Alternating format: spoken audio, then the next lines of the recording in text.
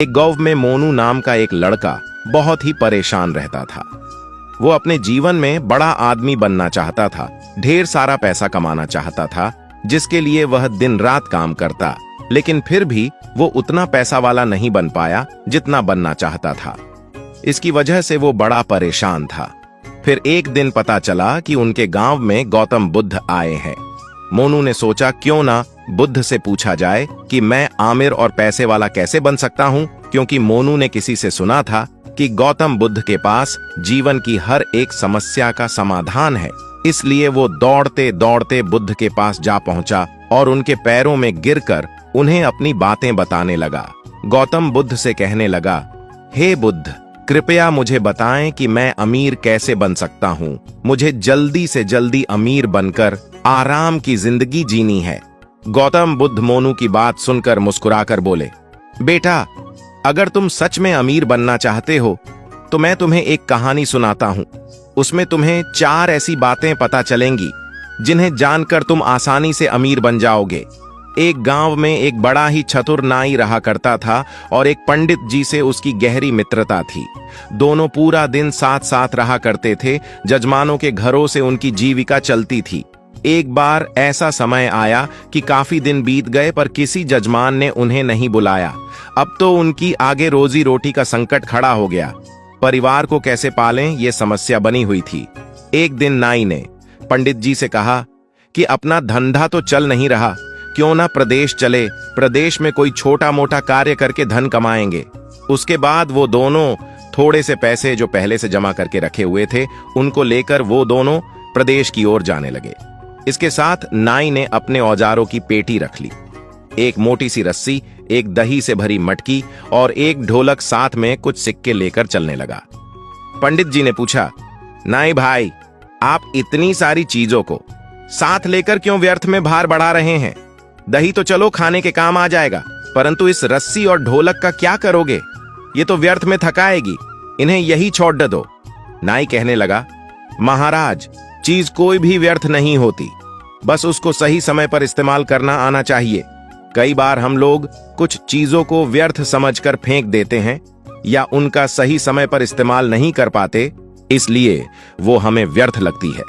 पंडित जी ने सोचा, चलो ठीक ही है, जब भी मनोरंजन करने की इच्छा होगी तब ढोलक बजाकर मनोरंजन करेंगे। इस प्रकार नाई और पंडित शहर जाने लगे।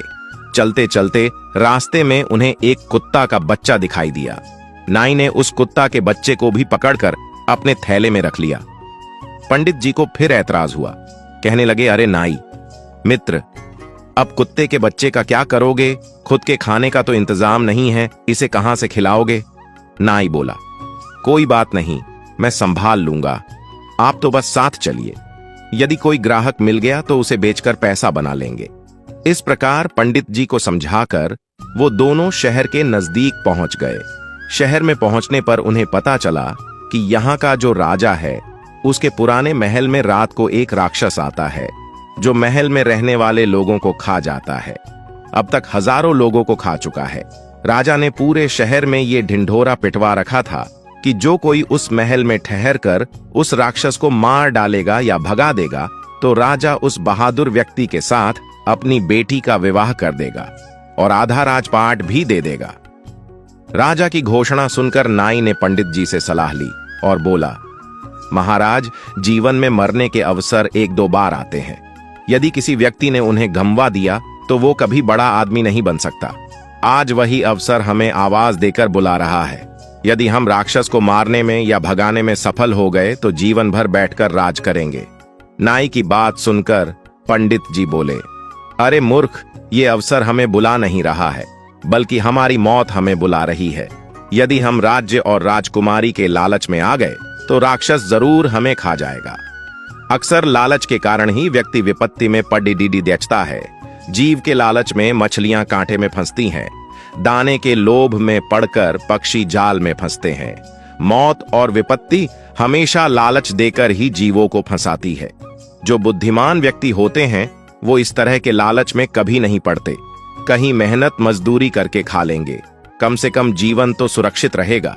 नाई कहने लगा, अरे महाराज, एक बात सुनो, नदी पार वही करते हैं जो उसमें तैरते हैं। डर कर किनारे पर रहने वाला व्यक्ति कभी नदी को पार नहीं कर सकता। साहसशील व्यक्ति बड़े होने का सपना तो देख सकता है, पर बड़ा नहीं बन सकता। बड़ा बनने के लिए रिस्क तो उठाना ही पड़ेगा। नाई की बात सुनकर पंडित जी घबरा गए और सोचने लगे, आज ये हमें मरवा कर ही छोड़ेगा। पंडित जी एक बार फिर नाई से बोले, मित्र, राजा के महल में जाना और राक्षस से लड़ना, यह हमारी बुद्धिमानी नहीं, मूर्खता है। क्यों व्यर्थ ही मुसीबत मोल लेना चाहते हो?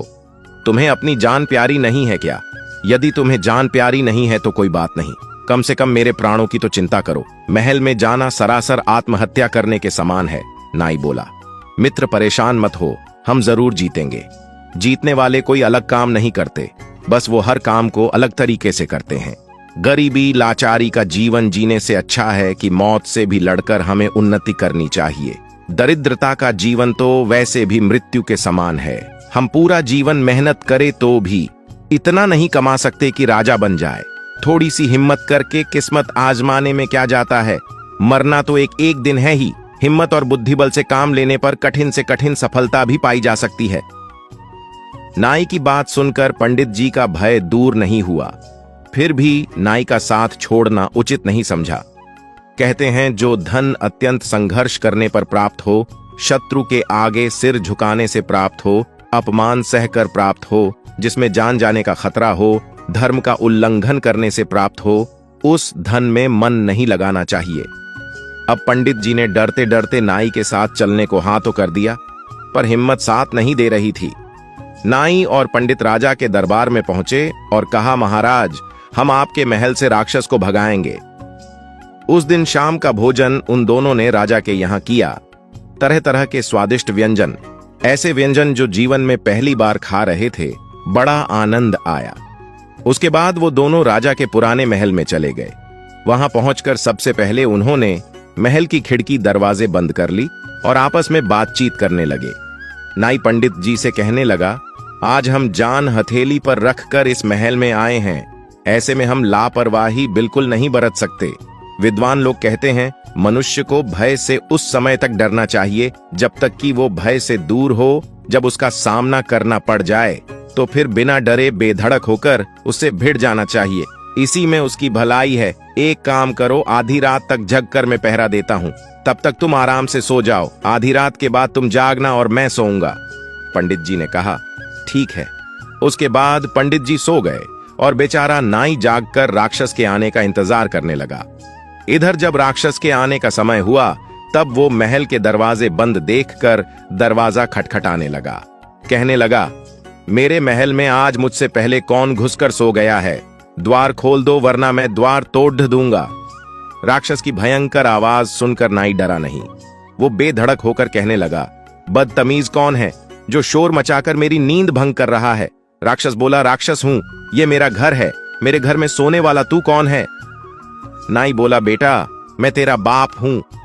नाई की बात सुनकर राक्षस सोचने लगा, अब तक कोई मनुष्य होता तो मेरी आवाज से डर कर द्वार खोल देता, लेकिन ये मुझसे डरने की वजह कह रहा है कि मैं तेरा बाप हूं।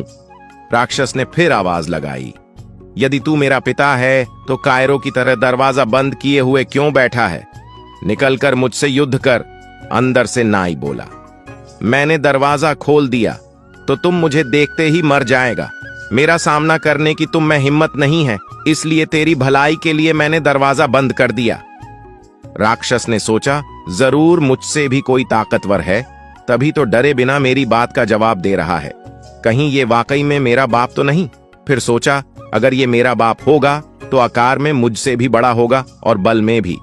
राक्षस बोला, ठीक है, यदि तुम मेरा पिता है तो अपना बल दिखा और मेरा भी देख। कुछ अपनी पहचान बता और मेरी भी पहचान देख। इतना कहकर राक्षस ने अपने सिर का एक बाल तोड़कर एक छिद द्वारा महल के अंदर फेंक दिया और कहा, ये देख, ये मेरा बाल है। राक्षस का बाल काफी मोटा था। तभी जवाब में अंदर से नाई अपने हाथ में से रस्सी को बाहर फेंकते हुए बोला, ये देख, ये मेरी मूंछ का बाल है। नाई के द्वारा फेंकी गई रस्सी को देखकर राक्षस डर गया और कहने लगा, इसके मूंछ का बाल इतना बड़ा है तो ये कितना बड़ा होगा। उसने फिर से आजमाइश की। अपने सिर से एक जू पकड़ ढाकर अंदर फेंका। राक्षस का जू काफी बड़ा था। अंदर से नाई ने कुत्ता का बच्चा बाहर फेंकते हुए कहा, ये देख मेरे सिर का जूं इतना बड़ा है।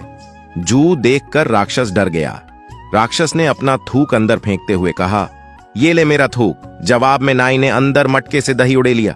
और कहा, देख ये मेरा थूक है। देखकर राक्षस के पैर उखड़ गए। वो सोचने लगा, ये जरूर ही मेरा बाप है। फिर भी उसने एक बार और परीक्षा करने की सोची। राक्षस ने जोर से गर्जना की। उधर जवाब में नाई ने अपनी ढोलक को पीटना शुरू कर दिया। ढोलक की आवाज को गर्जना समझकर राक्षस का मलमूत्र छूट गया। वो समझ चुका था अंदर मुंह से भी बड़ा राक्षस है। नाई ने कहा, पागल पूरी रात परीक्षा करता रहेगा या आमना सामना भी करेगा? ले मैं दरवाजा खोलता हूं, तू मेरा दर्शन भी कर ले। इतना कहकर नाई दरवाजे के ऊपर छुपकर बैठ गया और पंडित जी से दरवाजा खोलने के लिए कहा। डरते डरते पंडित जी ने दरवाजा खोल दिया। राक्षस भी डरता हुआ धीरे धीरे अंदर बढ़ा तो नाई ने अपने चाकू से राक्षस की नाक काट दी। वो राक्षस नाक पकड़कर रोता हुआ, चिल्लाता हुआ वहां से भाग खड़ा हुआ और बोला, अब मैं यहां कभी नहीं आऊंगा, ये महल तुम ही रख लो।